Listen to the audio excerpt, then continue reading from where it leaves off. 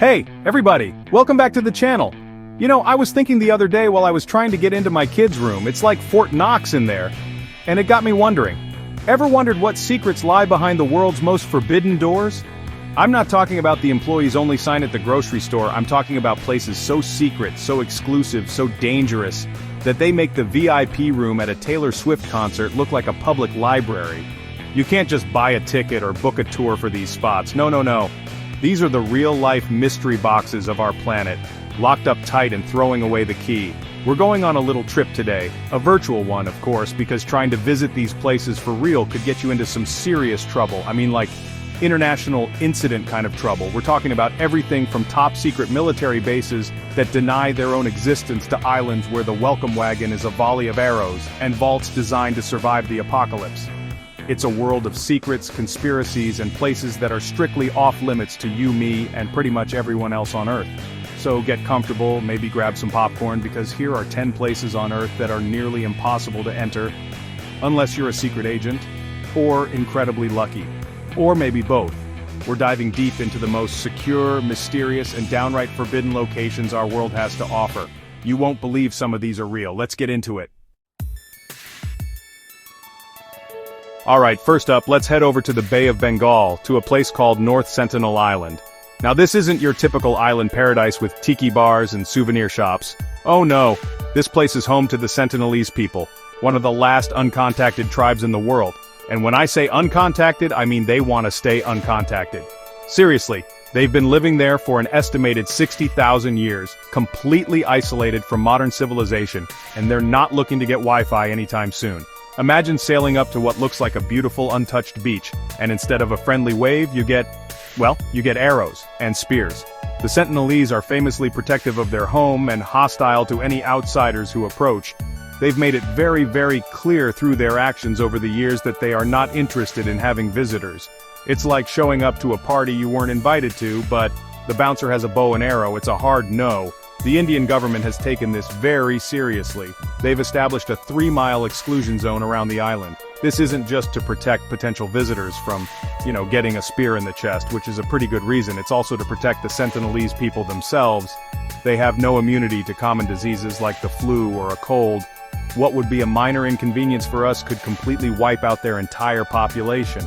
So the island is this incredible living piece of history, a window into a world that has existed for millennia without outside influence. But it's a window we can't and shouldn't look through up close. The tribe's desire to be left alone is respected by law, and any attempt to go there is illegal. It's a fascinating example of a place that is forbidden for the best possible reasons, to preserve a unique culture and protect human lives on both sides. Think about it. In our hyper-connected world where you can see almost anything on Google Maps, there's a place that remains a complete mystery. We know almost nothing about their language, their beliefs, their social structure, and that's how it's going to stay. It's a reminder that not every part of the world is meant for us to explore or understand. Some places are just meant to be left alone. So if you're planning a trip to the Andaman Islands, maybe just stick to the tourist spots. North Sentinel Island is the ultimate do not disturb sign, and it's one we absolutely have to respect. It's a place that exists outside of our time, and the world has, for once, agreed to let it be. And that's pretty amazing when you think about it. Okay, let's bring it back home to the good old USA, to the middle of the Nevada desert, to a place that technically didn't exist for decades. I'm talking, of course, about Area 51. Get your tinfoil hats ready, folks, because this one is a doozy. For years, it was the stuff of legend, the epicenter of every UFO conspiracy theory you've ever heard.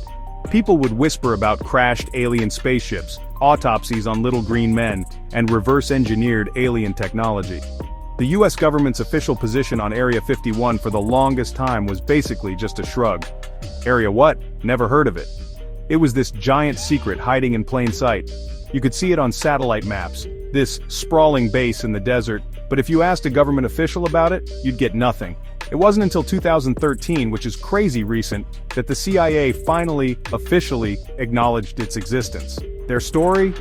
It's a test site for experimental aircraft like the U-2 spy plane. But come on, that's just what they want us to think, right? The secrecy is what fuels the fire. The place is guarded more heavily than my refrigerator the night before Thanksgiving. We're talking motion sensors, armed guards, they call them camo dudes, patrolling the perimeter, and signs that warn you they can use deadly force if you trespass. People who have tried to get a little too close have stories of being buzzed by black helicopters or tailed by mysterious SUVs for miles. It's become such a pop culture phenomenon. You've seen it in movies, TV shows, you name it. The Storm Area 51 event on Facebook a few years back was a perfect example. Millions of people signed up to see them aliens. Of course, it was mostly a joke, but it shows you how deep this mystery runs in our collective imagination. It's the ultimate secret clubhouse, and we all want to know the password. So what's really going on in there? Is it advanced spy planes? Is it alien technology? Is it a weather balloon factory that's just really secure? The truth is, we don't know, and that's the whole point. The US Air Force has a job to do, and that job involves developing top-secret technology they don't want their adversaries to know about. So, keeping it under wraps makes sense from a national security perspective, but you can't stop people from wondering. The mystery of Area 51 is just too good. It's a giant, real-life X-file sitting out there in the desert. You can drive to the nearby town of Rachel, Nevada, on the extraterrestrial highway. You can buy some alien jerky, you can look up at the sky, but that's as close as you're getting. The secrets of Area 51 are staying in Area 51. Alright, for our next stop, grab your snake-proof boots. Actually, just stay on the boat, in fact, stay home. We're talking about Ilha da Queimada Grande, better known by its much friendlier, not at all terrifying name, Snake Island. It's a small island off the coast of Brazil, and it sounds lovely, right? Wrong. So wrong. This place is home to one of the highest concentrations of venomous snakes anywhere in the world. And we're not talking about your average garden snakes here. No, this island is the exclusive home of the golden lancehead viper, one of the deadliest snakes on the planet. Their venom is so potent, it's said to be 3 to 5 times stronger than their mainland cousins. It can melt human flesh. Yeah, you heard me, melt human flesh. It causes kidney failure, internal bleeding, and brain hemorrhage. It's the stuff of nightmares. Scientists estimate that there's at least 1 snake for every square meter of the island. Some locals say it's more like 5 snakes per square meter. I don't know about you, but my ideal snake to square meter ratio is 0. So, either way, you're not going to be able to take a step without being in striking distance of a creature whose bite is basically a death sentence. Because of this, the Brazilian government has made it illegal for anyone to visit. The ban is for your own safety, obviously, but it's also to protect the snakes. The golden lancehead is critically endangered and exists nowhere else on Earth. There's a black market for these vipers, with collectors willing to pay tens of thousands of dollars for one, so the ban also helps prevent poaching. The only people who are ever allowed on the island are a few specially permitted scientists and the Brazilian Navy, who make an annual trip to maintain the lighthouse. There's a legend that the last lighthouse keeper and his family all died when snakes slithered into their home through the windows. Whether that's true or not, the lighthouse is now automated. I'm guessing they had trouble finding volunteers for that job. So, while it might look like a beautiful tropical paradise from a distance, Snake Island is a full-on, real-life horror movie. It's nature's way of putting up a giant, flashing, no trespassing sign. It's one of those places where the danger is not a secret or a conspiracy, it's just a slithering, venomous fact of life. Let's agree to leave this one to the snakes. Okay, from killer snakes to classified documents, let's go to Vatican City, the smallest country in the world, but one that holds some of the biggest secrets. Deep within its walls lies the Vatican Secret Archives. The name alone sounds like something out of a Dan Brown novel, right?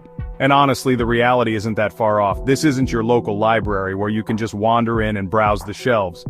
First off, let's clear up the name. The word secret is a bit of a mistranslation from the Latin archivum secretum, which is closer in meaning to personal or private archives. These are the personal papers of the Pope, but still, the level of security and exclusivity is insane.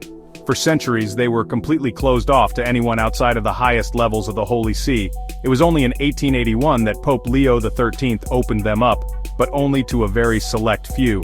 So, how do you get in? Well, it's not easy. You can't just be a tourist or a history enthusiast. You have to be a highly qualified scholar doing very specific research. You need to send an application with your credentials and a detailed description of the document you want to study. You can't just say, "I'd like to browse the 16th century, please." You have to request a specific document by name, and if you are one of the lucky few who gets approved, there are still more rules. You can only request a few documents per day.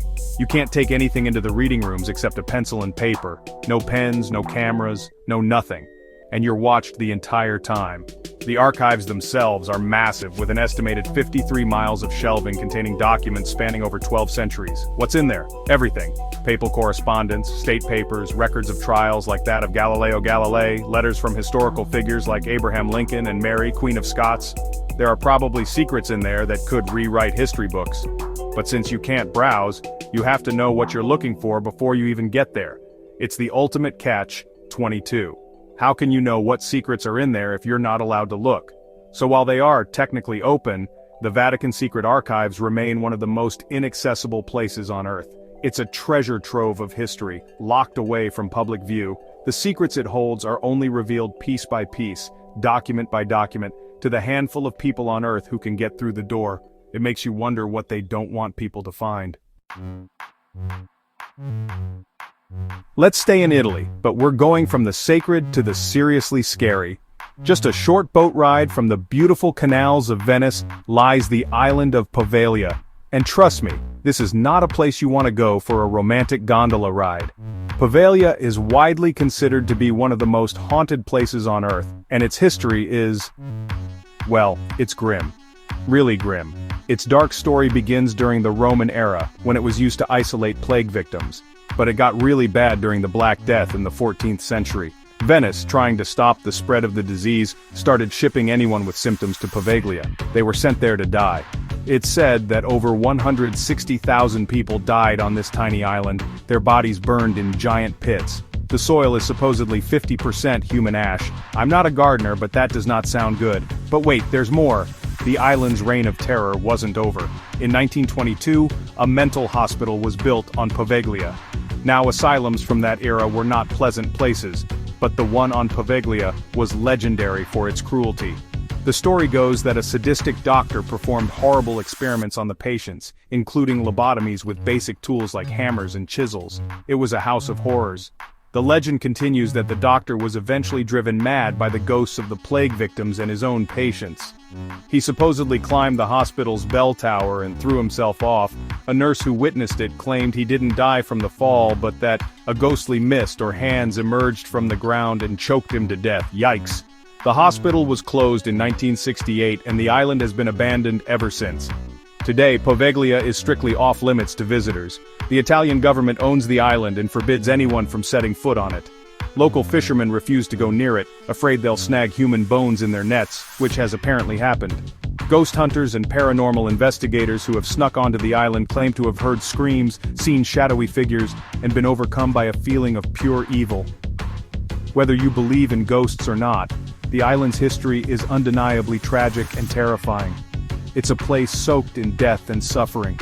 It's a scar on the beautiful face of Venice, a place so full of dark energy that even the government wants to pretend it doesn't exist.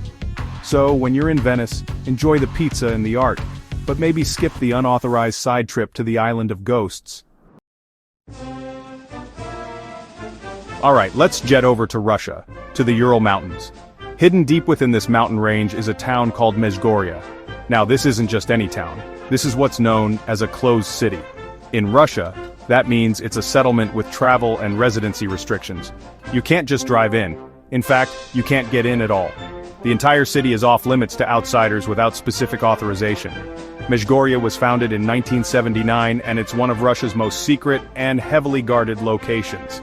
So what are they hiding in there? Well, nobody knows for sure, but all signs point to something nuclear. The town is located near Mount Yamantau, which, at 5,381 feet, is the highest peak in the southern Urals. And US spy satellites have detected massive excavation projects happening inside this mountain for decades. The speculation is that Mount Yamantau houses a gigantic underground complex, possibly a nuclear command center designed to survive a nuclear war. Think of it like a Russian version of the Cheyenne Mountain complex in the US, but even bigger and more secret.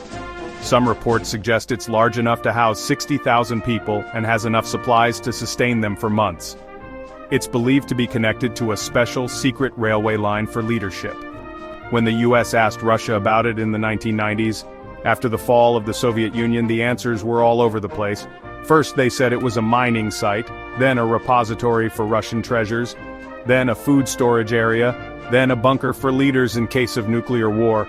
The conflicting stories just add to the mystery. Whatever it is, it's big, it's important, and it's top secret. The town of Mezhgorye itself exists solely to service this secret facility. The people who live there work on the project, and they are sworn to secrecy. The entire area is permanently garrisoned by 2 military battalions to keep uninvited guests out.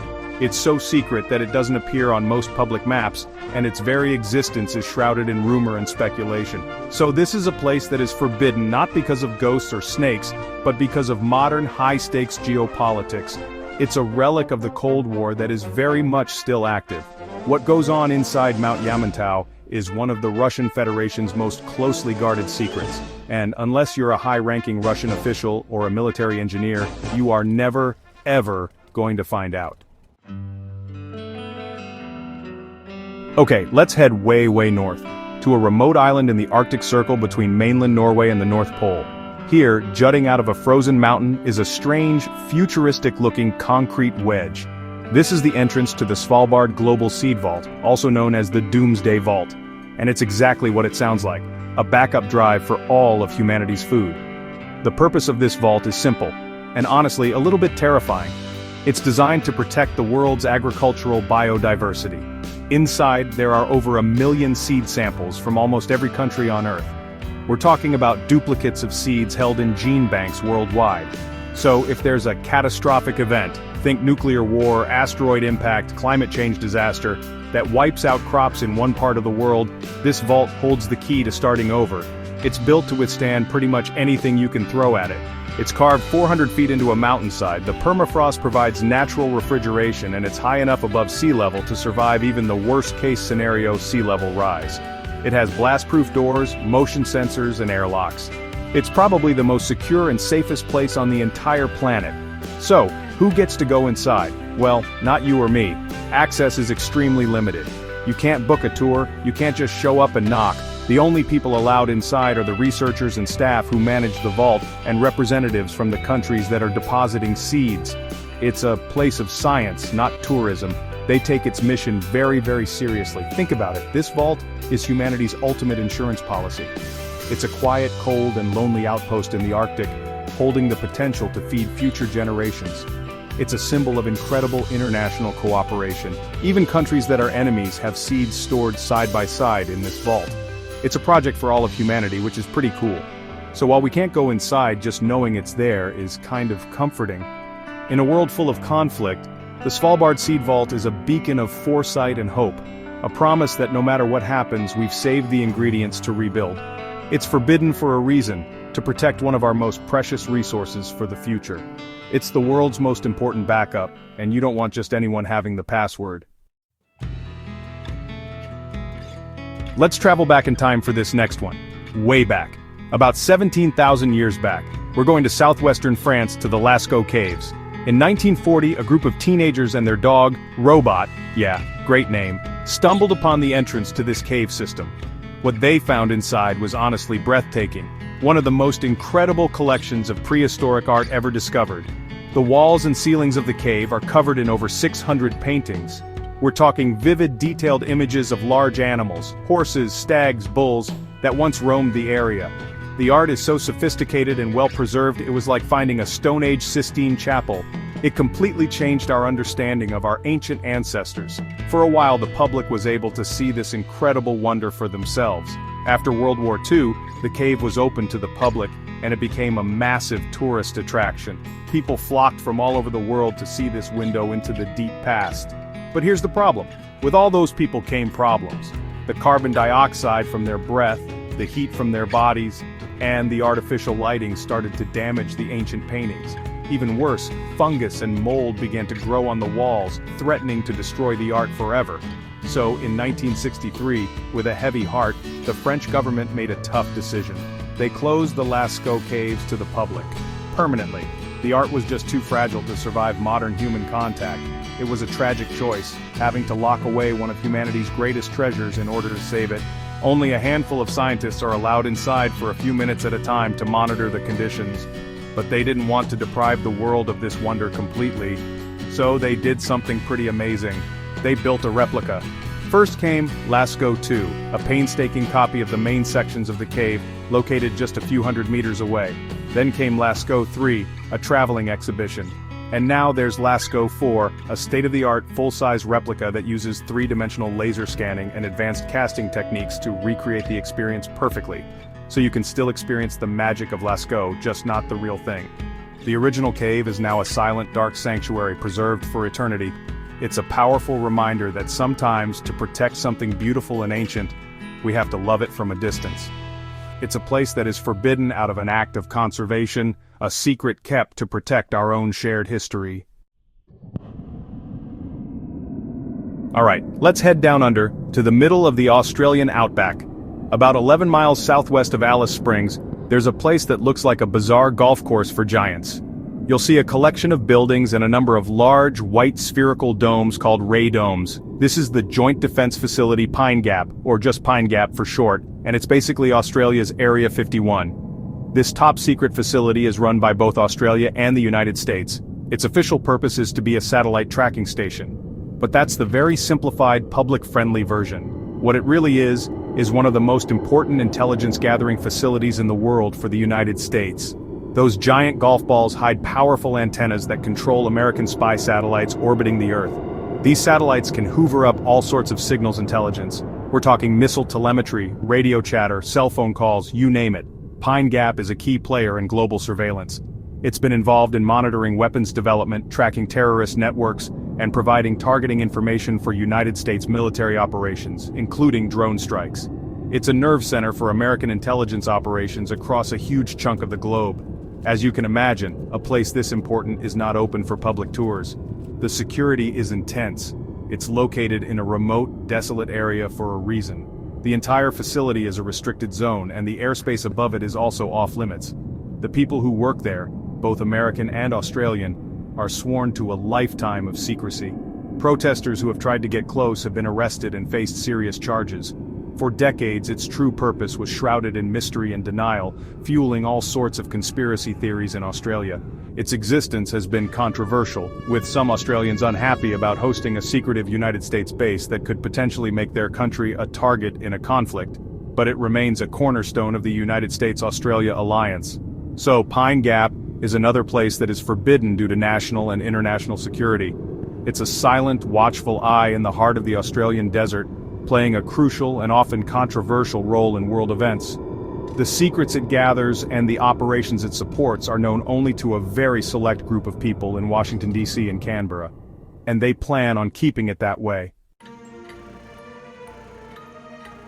For our final stop, we're going to the most secretive country on Earth, North Korea. And within this secretive nation, we're looking for its most secret organization, a place known simply as Room 39.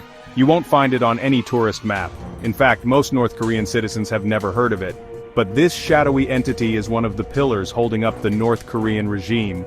So what is Room 39? It's a secret department of the Workers' Party of Korea, and its sole purpose is to get foreign currency for the country's leaders. It's essentially the Kim family's personal slush fund. It's believed to be located inside a ruling party building in the capital, Pyongyang. But its operations are global and almost entirely illegal. We're talking about a massive criminal enterprise run by a state. Room 39 is allegedly involved in everything from counterfeiting high-quality United States $100 bills, they call them super dollars, to producing and trafficking illegal drugs like methamphetamine and heroin. They're also accused of insurance fraud, smuggling, and selling weapons to anyone who will buy them. Basically, if it's a shady way to make a buck, Room 39 is probably involved. The money it generates, estimated to be billions of dollars a year, doesn't go to feeding the starving population of North Korea. Oh no, it goes directly to the top. It funds the lavish lifestyle of the Kim dynasty, the luxury cars, the yachts, the fine cognac, and it pays for their nuclear weapons program. It's the financial engine that keeps the regime in power and the military loyal. Because of its nature, Room 39 is arguably the most inaccessible place on this list. You can't even get close. Its existence is officially denied, and its members are chosen from the most elite and loyal circles in North Korea. Getting inside information is nearly impossible, and most of what we know comes from the handful of high-level defectors who have managed to escape. Room 39 is the dark, criminal heart of the North Korean state. It's not a physical place you can point to on a map so much as a clandestine network that operates in the shadows. It represents the ultimate in state-sponsored secrecy, a forbidden zone of crime and corruption that props up one of the world's most oppressive regimes. It's a place you can't visit, and frankly, a place you'd never, ever want to. So there you have it, 10 places you probably shouldn't pack your bags for anytime soon. From a tribe that wants nothing to do with us, to a vault that's saving humanity's food, to a secret criminal enterprise funding a dictator. It's a wild world out there, filled with places that are locked down tighter than a drum.